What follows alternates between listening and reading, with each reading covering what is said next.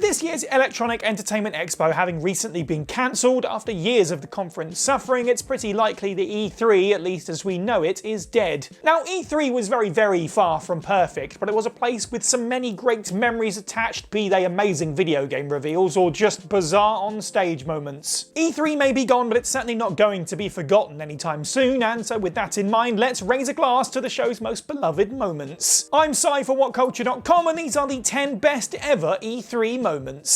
Number 10. Giant Enemy Crab, 2006. Sony's 2006 conference is widely accepted to be a disaster for many reasons, but more than anything it served as a hugely dispiriting coming out party for the PS3. The relatively lackluster titles on display and the hefty price tag of $599 spelled out what is now called arrogant Sony, but there was one gut-busting moment of levity. During a gameplay demonstration for Genji Days of the Blade, producer Bill Rich said that the game's epic battles actually took place in ancient Japan. Around 2 minutes later, however, gameplay footage showed players battling, in Rich's own words, a giant enemy crab, the pinnacle of realistic feudal warfare, don't you know? Whilst few people remember Genji in 2023, they certainly remember Giant Enemy Crab, which might be one of the biggest memes in E3 history. Number 9. Gabe Newell appears at Sony's conference, 2010. Back in 2010, the weirdness of Valve president Gabe Newell showing his face at a Sony E3 presser couldn't be understated. It just seemed like the last thing in the world he would want to do. After all, in 2007, Gabe Newell called the PlayStation 3 a waste of everybody's time due to the fears that the hardware would cripple itself down the road, which turned out to be 100% true. Yet, showing they had no hard feelings, Sony invited Newell onto their stage to reveal that Portal 2 was coming to PS3. But before he did that, he opened his speech with a self-deprecating note about his prior remarks, jokingly saying that he was thankful that Sony didn't punch him in the face repeatedly. E3 was often quite a business-driven, stuck-up affair, so to give this a nod and approach it with such humility warmed our very souls. Number 8. My Body is Ready, 2007. Reggie Fils-Aimé is a man of many great memorable moments. The former president of Nintendo America appeared on the 2007 E3 stage to help Shigeru Miyamoto and translator Bill Trinan demonstrate the Wii Fit balance board. Reggie came out and, as he stepped onto the balance board, told Trinan, Miyamoto and the assembled masses, "My body is ready." Reggie's comment was followed by a moment of hilariously awkward silence before the crowd sputtered into scattered laughter. In the years that followed, My Body is Ready continued to be a popular meme that was shared in terms of video game anticipation and whenever Reggie Fils-Aimé comes up. Hell, Reggie even referenced the meme himself in his own retirement video in 2019. Number 7. Kevin Butler's legendary speech, 2010. During the PS3 era, Sony made extensive use of Kevin Butler, a fictional Sony exec played by Jerry Lambert, whose popularity in various marketing campaigns led to him making an unforgettable appearance at E3 2010. In the middle of Sony's PlayStation Move presentation, Butler appeared out of nowhere to give a 5-minute speech on the virtues of gaming, namely staying up until 3 AM to capture that trophy that isn't real but also is. At once a genuinely rousing rallying cry for gamers everywhere to put their console war prejudices aside and just love gaming in all its forms, it was also punctuated with witty, self-deprecating humour and shot home with Butler's outstanding delivery. Skits have so easily fallen flat at E3 in the past because the audience didn't care, the performer wasn't confident enough, or the material simply sucked, but in Butler's case it was a winning combination of all three working together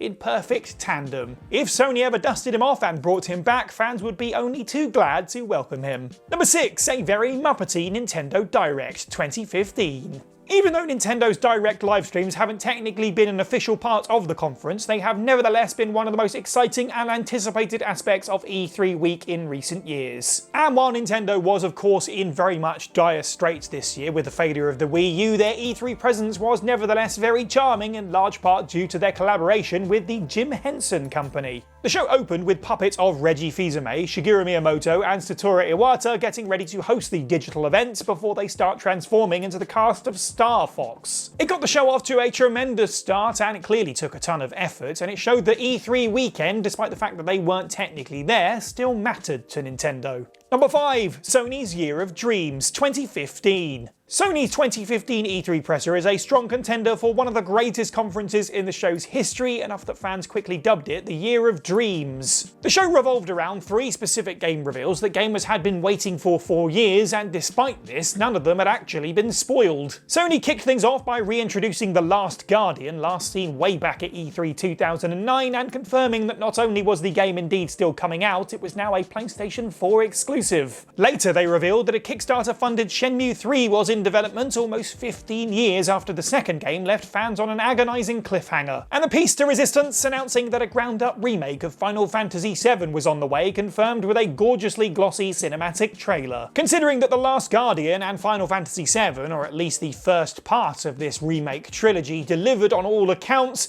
2 out of 3 ain't bad. It's impossible to downplay the absurd levels of hype coming out of the show, ensuring no other conference that year had a chance of matching it. Number 4. Half-Life 2 blows everyone's minds 2003. At E3 2003, Valve announced one of the most anticipated video game sequels in history, Half-Life 2. But not merely that, they came armed with an extensive 20-minute gameplay demo showing off its astonishingly impressive visuals and mechanics. The graphical fidelity of the environments and characters, combined with the literally game-changing reveal of the gravity gun, obliterated any skepticism of Valve's ability to deliver a sequel that would at least match, if not surpass, its predecessor. Gamers are always keenly looking for that "this is next-gen" moment at E3 conferences, and this might be the one to rule them all. Valve's no-nonsense approach sold basically everybody on Half-Life 2 enough that it won Game of the Show award. And though the game's release was delayed by more than a year due to the infamous source code leak, it did wind up blowing everyone's expectations right out of the water. Number 3. Keanu Reeves' surprise appearance 2019. The last proper E3 at least delivered on one of the greatest and most unexpected moments in the show's history, when during Microsoft's showcase, a cinematic trailer for Cyberpunk 2077 ended by revealing Keanu Reeves to have joined the game's cast as Johnny Silverhand. And better yet, once the trailer finished, Keanu Reeves himself came out to the show floor to one of the biggest pops in E3 history. A visibly psyched Reeves spoke excitedly about the game and his role in it, and after mentioning that exploring the game world would be breathtaking, an audience member shouted at him, "You're breathtaking." Without missing a beat, Reeves hilariously replied, "You're breathtaking, you're all breathtaking." Given how many celebrity appearances at E3 over the years have gone into the Hall of Fame of awkwardness, this was a breath of fresh air. Keanu was clearly genuinely happy to show up, his spontaneous interaction with the crowd was great fun, and it achieved exactly what it set out to do, get everyone desperate to play Cyberpunk 2077. That didn't really pan out in the end though, did it?